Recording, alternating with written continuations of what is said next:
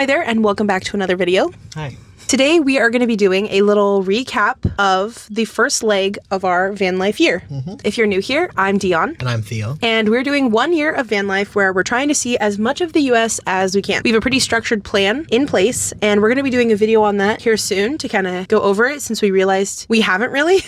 We just kind of got on the road. If you're interested in seeing the whole year and like what we have planned and the different legs, what they're called, where we'll be going, you can check that out. It should be out, I think, within the next week following this video's release. But today we're going to be talking about the first completed leg of our trip. Snowbirds, baby. If you've been here for a second, you might have known that we went out to the West Coast. So today we wanted to go through all of those memories, kind of just chat and do like a recap, a little bit of a reflection, what we've learned so far, that kind of thing, while also showing you the souvenirs that we've kept. We are called postcards and pins because I like to collect postcards. I like to collect pins. But we also do a couple of other things that have been kind of new to us. And so throughout this video, as we talk about the different places that we went, we will be hanging up our postcards, putting some stickers on the van, putting my pins onto our backpack. I might show off a little bit of my junk journal, which is a new thing I've been doing, and it's been really fun so far. I'm not very good at junk journaling, but I'm gonna share and I'm gonna trust people to be nice to me. I thought it was good. Well, you don't have any standards.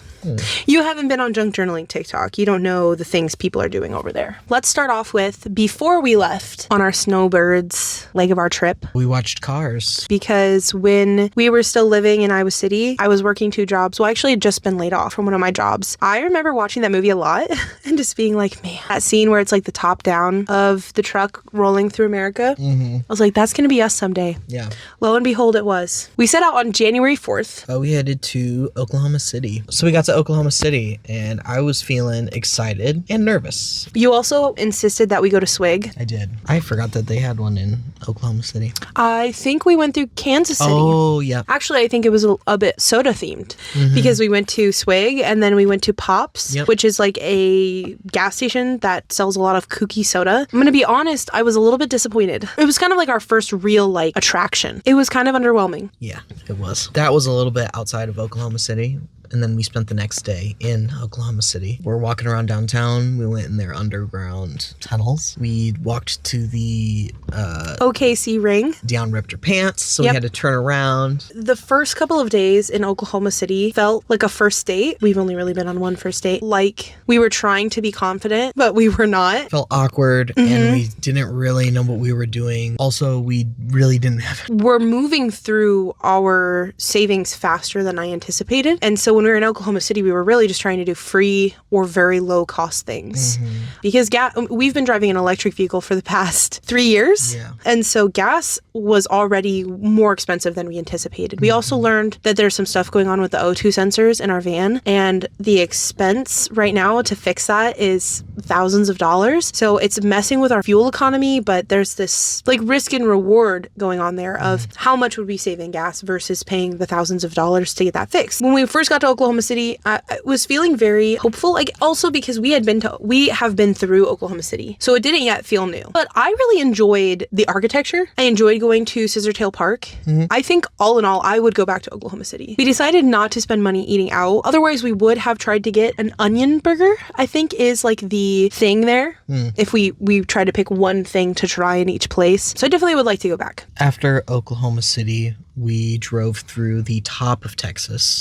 We went through Amarillo and stopped at a Buc-ee's there. And then we went to Cadillac Ranch. And I think that for me, during this part of the trip, we were on Route 66. It was already kind of percolating this idea that I would like to do a Route 66 trip, which I've mentioned in a few other videos at this point. I would really like to make that happen. So this first part of the trip was even already, like I was trying to be present, but I also have a problem with thinking about the future too much. And so I was already thinking, man, I'd like to bring our friends here. Like we should do this again as we're doing it the first time. The first 3 national parks we went to. The first one was Carlsbad Caverns, which I think that's still your number 1. Yeah, and that was in New Mexico. And then we went to the Guadalupe Mountains, and then we went to White Sands. We're going back and forth on whether or not to even go to Texas, so we didn't do a lot of research about that national park because we were kind of thinking we weren't going to go. So we decided last minute we might as well scoot over there. It's not like a super developed park either, so we weren't there very very long. But I really like Carlsbad and White Sands. I think going to those two parks validated the choice to buy the Parks Pass for this year. Yeah. Which I know there's some people out there going, of course you would. Why wouldn't you? You know, like I said, we were really trying to allocate our money very intentionally. If you are doing this and you're trying to think, is it worth it for me? We're not super outdoorsy people. I would like to be, but we're not at this current moment. And it's worth it so far. Even just the parks we've been to, the stuff we've seen, it's like a lifetime worth of experiences, depending on who you are. So after White Sands, we headed over to Arizona to hit up our first little city. I think getting to Arizona was kind of the point in which we were hitting our stride. I think a little bit. We were getting used to the rhythms of living in the van, showering. Our content started to improve. Apologies if you go back and watch our first couple of videos. Well, I still don't think they're like amazing. No, but I definitely think you can see a real improvement. We were getting better at filming. We were getting better at capturing things and like understanding what we needed to put together like a compelling narrative. Also, we were getting better at traveling. We were getting better at filming. We were also getting better at figuring out what things we were going to enjoy the most. I don't know. I think also when we got to Tucson, that's when I really started to be like, oh my God, we're doing this. No. It was earlier than that for me, I think. Earlier? I think being able to go to a national park. I'd never been to a national park. That was it for me. Because Arizona was when I started to feel like we're fitting in the theme of snowbirds, maybe, because the other places weren't warm. Arizona was like Tucson and Phoenix. They were the first place that was like consistently warm. And that's also interesting to me because I feel like, to me, I had the sense basically until we got to Phoenix and Tucson that, oh, we might turn around and go home. Like, we might give up. It might be too hard. Or we kind of already felt like, oh, we're going to run out of money. Lickety split. I really enjoyed Tucson, but I think that that's a symptom of having given it more time and space than we gave Phoenix. Plus, Saguaro is right there. So that's cool. That's true. I think also because we were trying to like drive around in downtown Phoenix and we were getting frustrated. We couldn't find somewhere to park. So we didn't really end up exploring that much. We did a couple of other things in Arizona. We headed up to the Flagstaff, Sedona area and we hit up the Petrified Forest, which was cool, but it wasn't that cool. It was very unfair to start with Carlsbad and Saguaro. And White Sands. And then to go to Petrified Forest. Those other parks felt very succinct. Petrified Forest, there was the petrified wood. There was a very small area within a very large park. It would be, after that we went to Sedona, right? Yeah, Sedona was cool. We didn't get to do anything, but that would be a fun place to go back to. I know that's a big like tourist place there, which it looked like it, but it was gorgeous. I think that was our first time driving through a national forest, which was a discovery that like, hey, if you drive through a national forest, you're going to get these really beautiful, windy views, and you will not be able to do any work on your laptop. And that was the first time you got car sick. I have never been car sick in my life. Yeah. Trying to do my work while we were going through that national forest was a trip. We went through the Coconino National Forest. Being in Sedona and the Petrified Forest, we decided to head over to Joshua Tree. But we ended up staying in the Palm Desert area for quite a long time. We were just kind of feeling like we needed a break. You were sick. Oh. Did you forget you were sick? Yeah, I did forget. That I was sick. That's why we stayed in Palm Springs. I was sick. We were in the Palm Valley. We weren't technically in Palm Springs. I think we were in Indio. A little bit, yeah. We were more towards the Coachella Valley. The day we arrived, we went to a restaurant called Casuelas. I was trying to have a great time because this was I think this might have been the first time we went and sat down at a restaurant to eat. And you were like, yeah. You were like, sick. I don't feel good. I'm getting sick. So then we were there for about a week while you got sick and then recovered. Luckily, we were able to stay at a casino there with a huge lot, bunch of trucks, bunch of other RVs. So it was very convenient. It's where we experienced our first earthquake. Oh my God. Yeah. I forgot about that because we were in the van at the casino. I was laying in the bed. You were sitting up here. You thought I was rocking the van. Yeah. My first thought was somebody on the outside of the van is pushing on it and like rocking it around. That's dumb. I know. Well, at first I was like, oh, wow, that's really powerful wind. But I was like, I don't hear wind the way you would. And so then my next, someone's like pushing on our van. And so we looked at each other and then that's when our phones did the buzzing thing. Yeah. New experiences one after the other pretty much. And after we'd been there for about a week and you felt better, we drove up through Joshua Tree National Park. Well, we went to 29 Palms, stayed there, then went over to the town of Joshua Tree the next day. I thought I was going to like Joshua Tree more than I did. Yeah, me too. It was cool. The best part was the mountain top Keys view. Yeah. I also liked the little cholla garden thing. That was fun. But I did feel a little disappointed as well. I feel like people talk about Joshua Tree a lot. I had heard of Joshua Tree, yeah. But I think also we had kind of talked about this. We were in Tucson and then we were in Phoenix and then we went over, to the Palm Desert area. We had just been in the desert for a minute. Which is crazy because we lived in Iowa. Although I guess you could argue going to do van life is an action taken because we were tired of being here. But it is funny to be like, oh, we were like so tired of the desert 3 weeks. But I think that's really what happened, especially because we slowed down and we were in Palm Desert for a week. After that little jaunt, we started to head over to the coast. When we left, it was a spontaneous decision because we had a Harvest Host book. Let's just say the Harvest Host was like on Wednesday and Thursday. Sunday night we were just like, we don't want to be here anymore. We've been in the Palm Desert for so long. Yeah, we decided just to start driving. Which was something we had not done up to that point. It was terrifying. It was fun. Yeah, it was fun. And that's when we stayed at that casino. I dedicated an entire page in my junk journal to the casino because we got to go there and they gave us $40 in meal credits. But yeah, that was cool. And then we were in San Diego, which was stressful. San Diego was, it was great. I said that I felt it back at the national parks, but that, like, being on the beach, that really kind of cemented that, yeah, we're here and we did we're not in Kansas anymore. Yeah. I also think it was interesting because we were like, oh yeah, well maybe we'll just go look at the beach quick and then we'll go do other stuff. And we got to the beach and we were like, oh, we're gonna be here all day. We're gonna be at the beach all day. And we stayed literally from like 9 in the morning until like 10 at night. Like we were like, yep, we're just gonna walk up and down the beach. And it was so funny because it's like, it's not like we were just walking, but we were like, we're having the time of our lives. Yeah. Which we continued to do each time we went to the beach. I feel we didn't really get tired of it. Newsflash, people like the beach. Yeah, the beach rules. San Diego was also stressful because it was the first place that I had heard generally online that was a tough place. I said in our van life video that when we go to the East Coast, we might have a hard time. And I think that there's a little bit of that in the West Coast. San Diego specifically used to be a city where a lot of van lifers would go and just like live. And I think that they, there's anti-homelessness and, people are getting out of their apartments, getting into vehicles. And the city doesn't like that despite not doing anything to help. Places like San Diego where you have such a pretty consistent climate and lots of outdoor facilities because of all the beaches and stuff, that's where a lot of people, I could survive here without a house. And so that ends up cracking down on the van life community. I had seen people saying they were getting $100 tickets, people who were having the police called on them, who were getting locked into parking lots once they had parked there. So I didn't sleep super well while we were in San Diego because I was nervous, but it ended up being okay, especially because we had the Harvest Host for the 2 nights that we were downtown. I think that helped.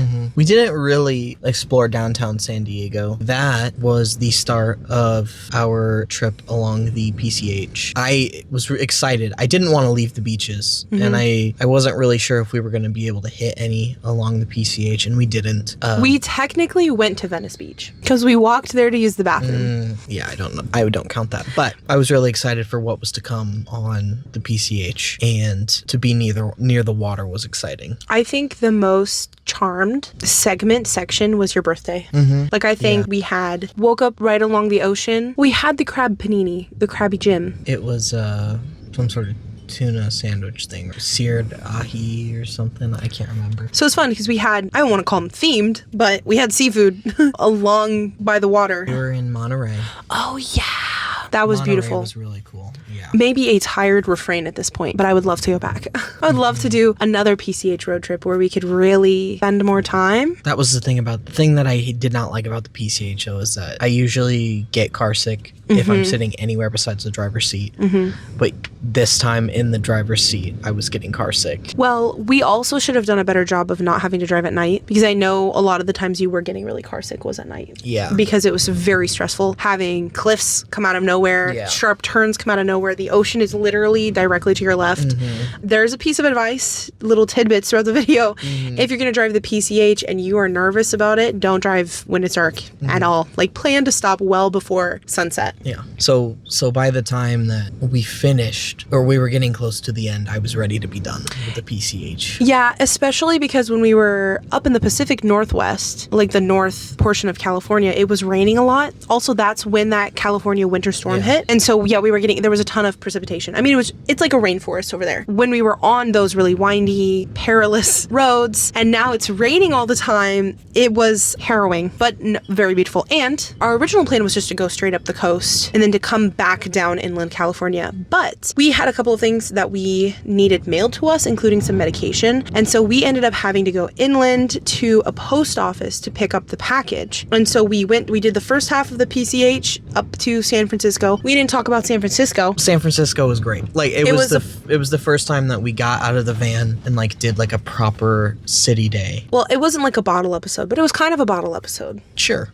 Every other time we were exploring a place, the video would be a compilation of little things that we had done throughout the couple of days that we were there, in between working and showering and cleaning the van and doing laundry and blah, blah, blah. But San Francisco was the first time that we were like, the only thing we're doing today is tourism. And it worked out really well. I think that was, if not our best video, definitely one of our best videos. I love watching that one. I like it a lot. Well, and that was probably one of our best days. I think that the planning of that day and how it went kind of set the tone for how we wanted to do other cities. Yes. It was the kind of day that left you exhausted but satisfied.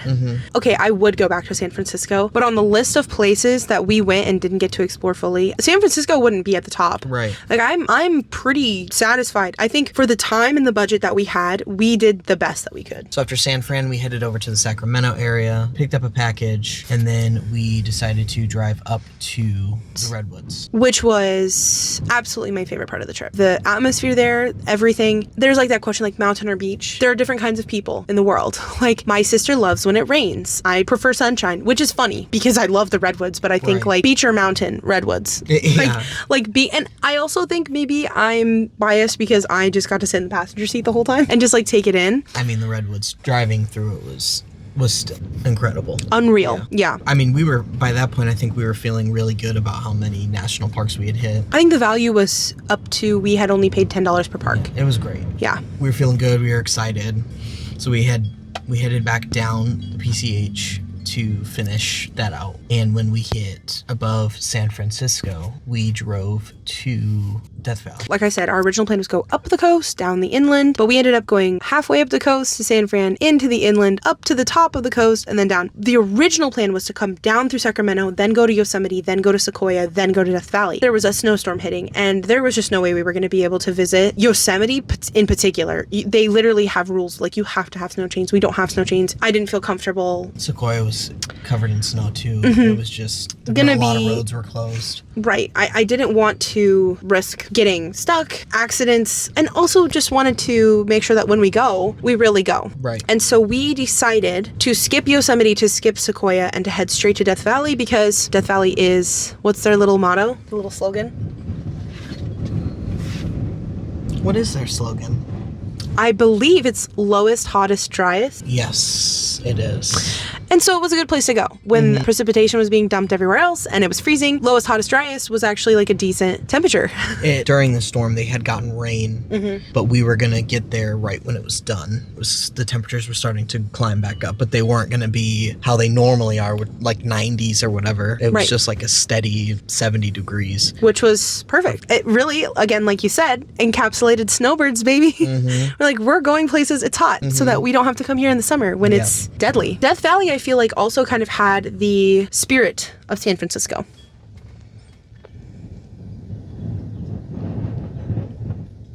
I'm not sure what you mean. In the sense that we drove into the park, we hiked, did all the stuff, didn't shower because we were in the park and I'm sure there were places, but we were not going to pay. And then we left instead of, we're going to go into the park and do this, and then we're going to leave, and then we're going to go into the park and do this, and then we're going to leave. We were just there. It would be fun to become more skilled hikers and return to basically every park that we visited. But I think we did, I think that was showing our skill improving as travelers and as, content creators. I think we did a good job with Death Valley. Yeah, we hit everything we wanted to hit. We had a good time. I mean... And we recorded it. Like, I think that there were a lot of places we were going, things we did that we were like, well, maybe we won't have this be part of the vlog. Where we're doing... Like, we went to Old Town Scottsdale. We didn't record any of it. Does that make sense what I'm saying? Yep. It feels like Death Valley got the San Francisco treatment. In the sense that we really gave it our all, focused a couple of days on it, and then moved on. Yeah. Which brought us to...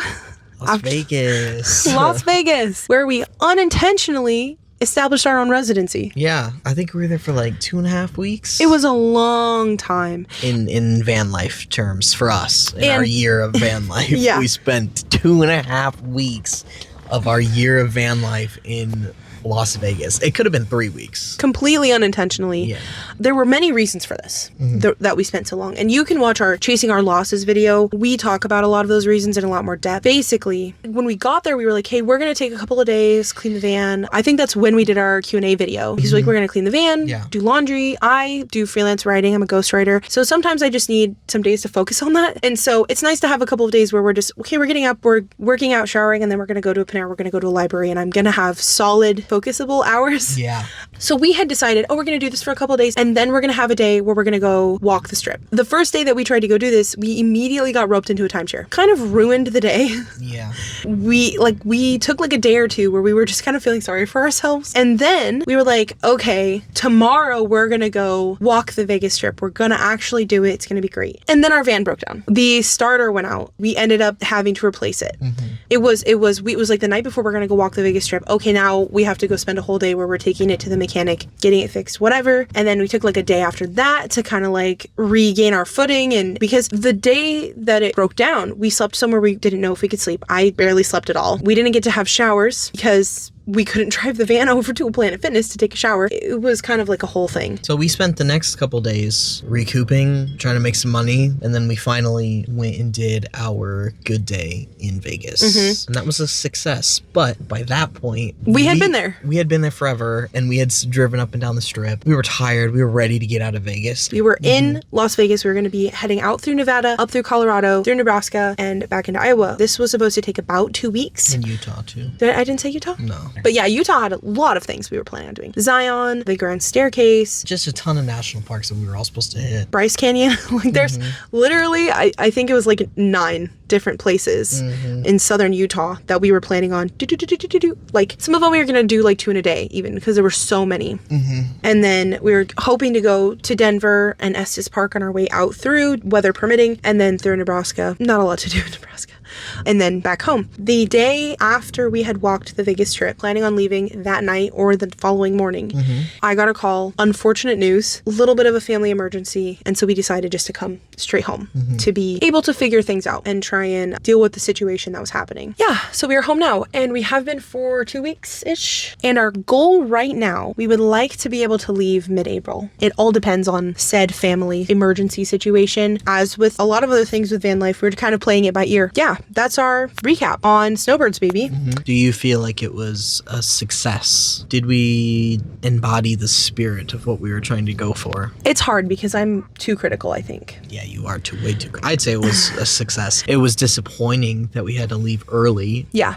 I'm happy with everything that we got to do. I mean, I guess I'm proud of us for doing it. I am grateful for all the support that we've had. People looking out for us, helping us out. When I think about, you said, do you think it was a success? I'm immediately like, we should have done a better job in Phoenix. Oh, we should have recorded more when we were in Carlsbad. We didn't really, the first 2 videos weren't really how I pictured them going. We had a couple of times we missed uploads. We never did any short form content, which I would like to do. So you're just a negative Nelly. First of all, I am very happy with what we accomplished, regardless of what you think. And, well, I'm the only thought that matters. So. And I'm shocked we even still did it because it was something that we wanted to do for a while, and we knew it was going to be hard, and it was. It was hard, yeah. We did it, and so don't you feel any sort of accomplishment from that? I allow myself to feel satisfaction for about 5 seconds before immediately considering what we can do better. Awesome. No, I mean, yeah, it was a lot of fun. And I mean, even as we talked about it throughout this video, I am proud of us. If you think about individual moment, can you recall one individual moment? You don't even have to say favorite, just something that really sticks out to you. Yeah, I actually had 2 pop into my head, but they're very similar. First one was the morning of my birthday when we stopped at that one part right after we woke up. And I was like, wow, that's like the prettiest thing I've seen. That part stands out to me because that was insane. And then the second part on the PCH, that day that there was the rainbow and we saw that incredible view too of the ocean. So both of mine have to do the ocean. I actually, even before I decided to say those 2, I was thinking about when we were on the beach. In San Diego, in Oceanside? So all of mine have to do with the ocean. I think mine is kind of silly, but I think about when we were driving to Sacramento to get our package and we were like, oh, we're just like cleaning. We're just picking up a package. We're just going to do laundry. And we pulled over on the side of the road and we were just like up in the mountains with the trees and stuff. And I was just like, it's just crazy that Yeah. laundry day includes this kind of stop. When we rounded the corner into the Coconino National Forest, I mean, we were just driving that day. Mouth's open. And I was like, didn't know Stunned. that we were going to be driving into one. I had never been in one. I didn't know how it was going to be, but that was crazy. I think a way to put that is that in our snowbirds baby leg, there were plenty of unfortunate deviations. There were lots of things that we didn't plan for that were bad, for lack of better, more articulate phrasing.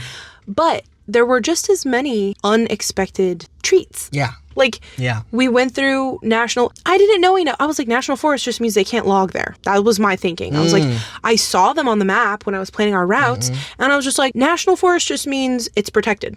I didn't know it meant, oh my God, it's going to be the most beautiful thing you've ever seen in your life.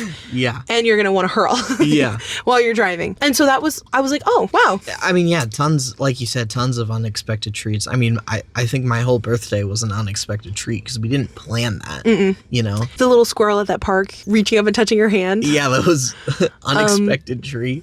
Jonathan at the Capital One Cafe Yes. giving us the free drinks. Yes, that's true. That lady at the visitor center in Arizona who was really nice to us, showed us around, and the guy who came when our starter broke, he could have just towed us, but instead he showed us how, he even recorded a video for us showing us where the starter was and how we could hit on it with a hammer to get it going if something like that ever happened again. So there were lots of moments and people that we met.